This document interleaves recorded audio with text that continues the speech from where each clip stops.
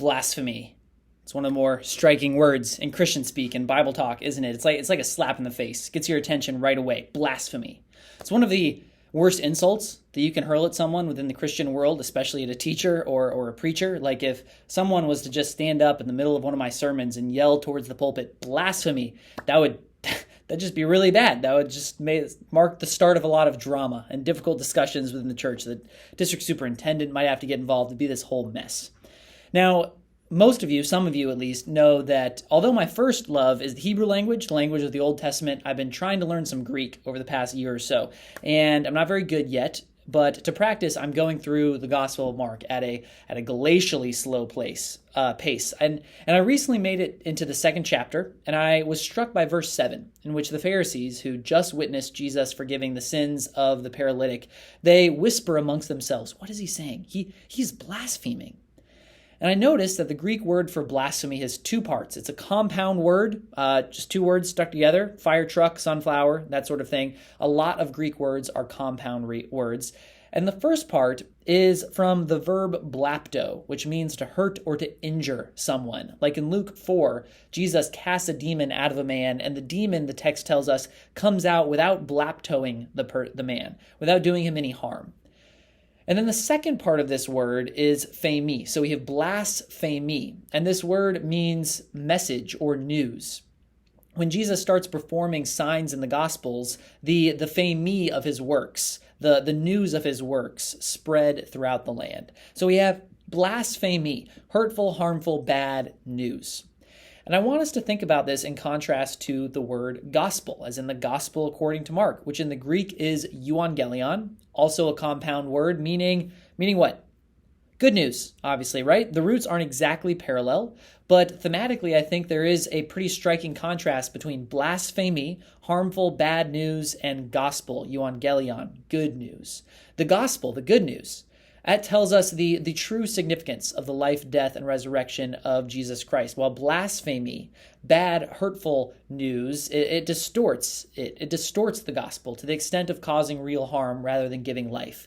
And so when the Pharisees accused Jesus of blasphemy, they believed that he was giving hurtful news, at least in light of the contemporary understanding of forgiveness that they had.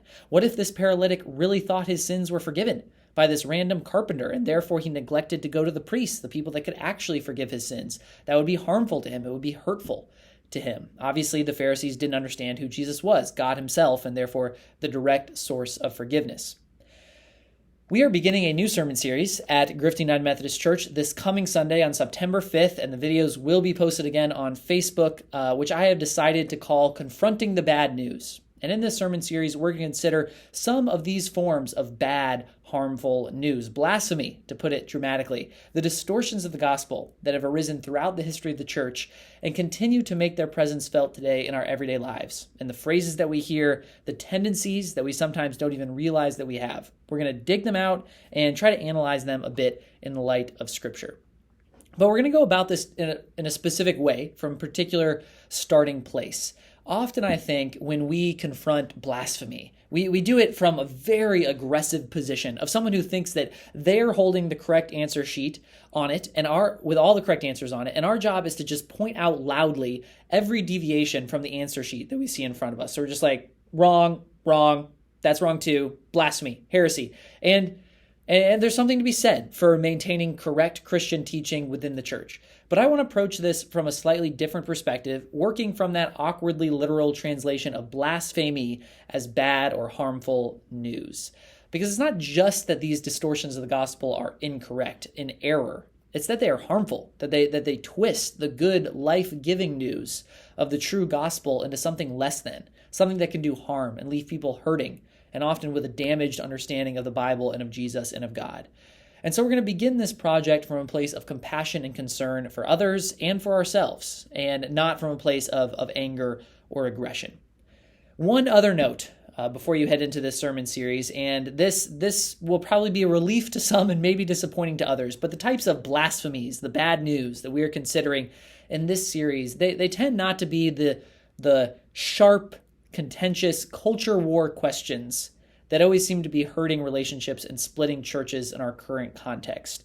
And I'll just give you a second to come up with your own examples of what I'm referring to. We all know the most common ones, the ones that even make the political news headlines occasionally. There's a time and a place to address those issues, but this series is not it. So sorry, or you're welcome. And it's not about them because honestly, very, very rarely do I think that those issues raise up to the level of blasphemy, bad news, as in a truly harmful and hurtful distortion of the heart of the gospel.